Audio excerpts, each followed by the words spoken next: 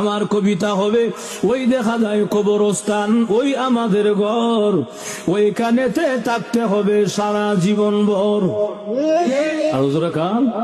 ওই দেখা যায় কবরস্থান, ওই আমাদের ঘর, ওইখানেতে থাকতে হবে সারা জীবন ভর।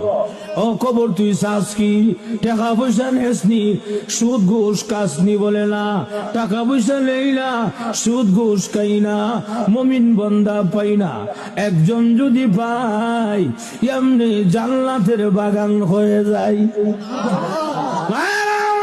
এজন্য আল্লাহর রাসূল হাদিস শরীফে বলেন, আল কবর রাউযাতুম মিন রিয়াজিল জান্নাহ আও হুফরাতুম মিন হুফারিন নার।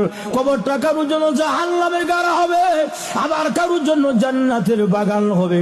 আল্লাহর রাসূল বলেন, ঈমান আমল যদি খারাপ হয়, বেনামাজি হয়, তাহলে কবরের মধ্যে বিষাক্ত সাপ দেওয়া হবে ৯৯টা।